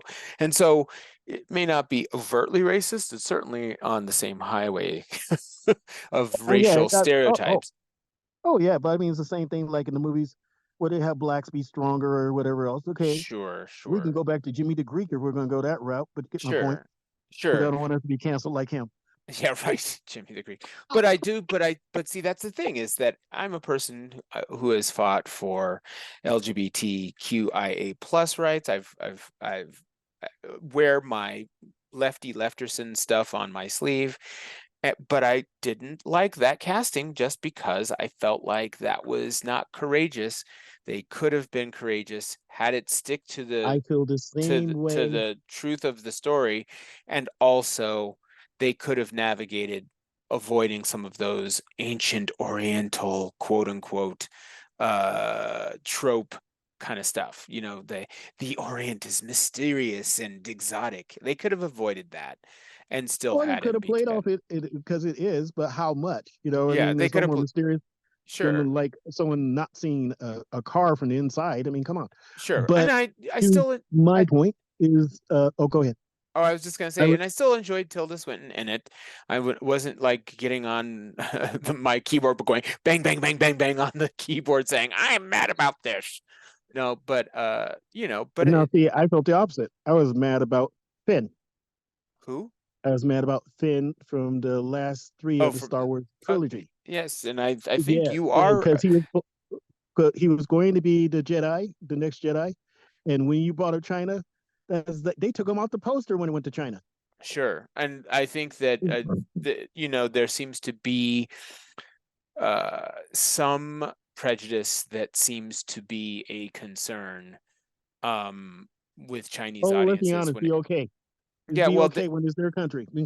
yeah, there seems to be some racial intolerance with China when it comes to people of color that are black. I think they were worried about Black Panther doing well, and Black Panther did fine there.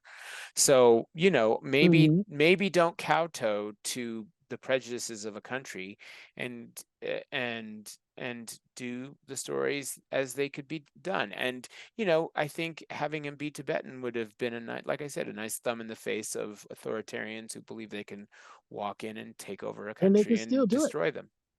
They can Hmm? still do it. We could have an ancient one before her Sure. who somehow was Tibetan, Yeah. who could have been Yeah. her teacher. I mean, there's Yeah. so many things they could do. But again, that's what I mean. Because like you talk about the Black Panther, here we hear, and this is where again our interpretation versus their interpretation. One of the critics of China from China about the Black Panther was that it was dark. First thing they thought about was that it was talking about black. No, they were talking about it was dark. Sure. And if you think about it, 70% of the movie does take place in the dark. Yeah. Yeah. It does. It takes place at night. Sure. It's true. Yeah, but I think sometimes give people more credit, and sometimes you do have to push a group to be a bit more accepting. I don't think you should change American art so Once that we it do, can be more palatable to another audience. I think that's giving one of the strengths that is America away for commerce, and I don't like that. But I mean, we did that as far back as the Magnificent Seven in reverse, Sure. because the Well, poor there dirt hasn't been a good. farmers, you know, they're running around with all their clothes are lily snow white, even though they're poor dirt farmers. Think about that for a second. Sure. Well, Because the Mexican culture, they want them to look bad. there hasn't been a good Western that wasn't ripped off from Japan. We're going to go that route. So yeah, the Magnificent Seven. I mean, the Seven Seven Samurai. Samurai. Yes, yes, I know. Yes, Yeah. yes. But You go with that route, huh? yeah, I did. Well, ladies and gentlemen, we went a little bit long, which I think is great, and you'll enjoy it. We got a little bit of the woke stuff. We talked about some nopes and some dopes and some hopes. But I think that we probably should wrap it up so I can edit this thing. Yep. So, like I said before, please like and subscribe to us. Hit the likes. They're very important for those of you that aren't people that make content. You may not know that those likes help the algorithm, the almighty algorithm, and helps us to get that much closer to being able to get commercials and get monetized. Right now, we're doing this as a hobby. We'd love to do it more and maybe have a few dinero shoved our way with some advertising to help with some of the costs that we incur by doing this that we love. So, but drakestorm@gmail.com and urbandharma8, that's urbandharma at the number 8 at gmail.com, or drupgyu 108 @gmail.com to get a hold of us. And yeah, let us know your thoughts through emails or anything else, any way you want to get in touch with us. Social media, we're on Instagram with quantum.